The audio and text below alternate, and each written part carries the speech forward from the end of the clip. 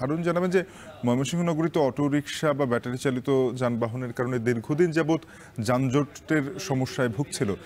সেখান থেকে উত্তরণের জন্য কোনো পথ কি সিটি কর্পোরেশন দেখিয়েছে? রুট নির্ধারণ নিয়ে আসলে ব্যাটারি চালিত রিকশা চালক এবং মালিকদের অবস্থান কি?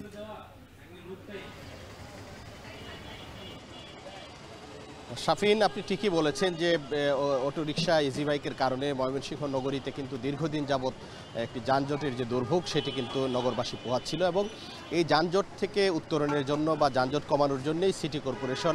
ইজি বাইক বা অটোরিকশা চালকের রুট নির্ধারণ করে দিয়েছিল এবং সিটি কর্পোরেশন যেটি বলছে যে এই রুট নির্ধারণের ফলে ময়মনসিংহ নগরীর যানজট কিন্তু অনেকটাই কমে যাবে এবং সিটি কর্পোরেশন মূলত 6টি রুটে ভাগ করেছে এই নগরীর বিভিন্ন রাস্তাঘাটগুলোকে, যেমন শম্ভুগঞ্জ থেকে টাউন হল হয়ে রহমতপুর বাইপাস পর্যন্ত একটি রুট, চরপাড়া থেকে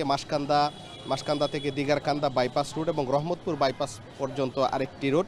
এবং বাদেকল্পা থেকে শানকিপাড়া বাউন্ডারি রুট এবং পূরবী সিনেমা হল পর্যন্ত একটি রুট, ঘুন্টি টাউন হল জিলা স্কুল এবং পূরবী সিনেমা হল পর্যন্ত আরেকটি রুট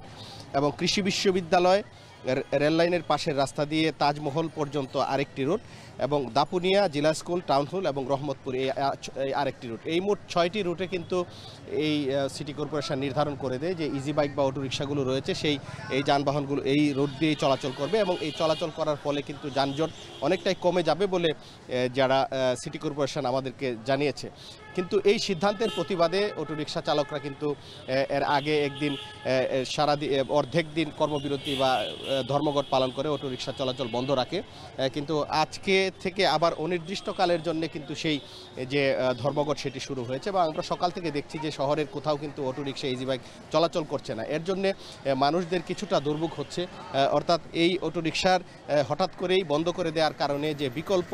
চলাচলের যে ব্যবস্থা এবং রিক্সা বা মিশুক জাতীয় যে চলাচল রয়েছে সেগুলোর জন্য কিন্তু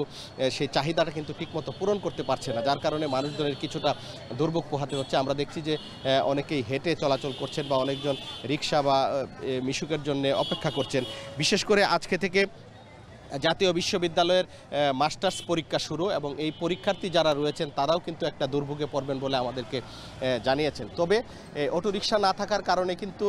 শহরের যে যানজটের পরিস্থিতি সেটি কিন্তু বেশ উন্নতি হয়েছে। আজকে শহরের কোথাও কোনো যানজট নেই, যারা রিক্সা এবং মিশুকে চলাচল করছেন বা হেঁটে চলাচল করছেন তারাও কিন্তু স্বস্তিতে চলাচল করতে পারছেন এবং এই ইজি বাইক অটোরিকশা বন্ধের কারণে নগরবাসী একটি দাবি করছেন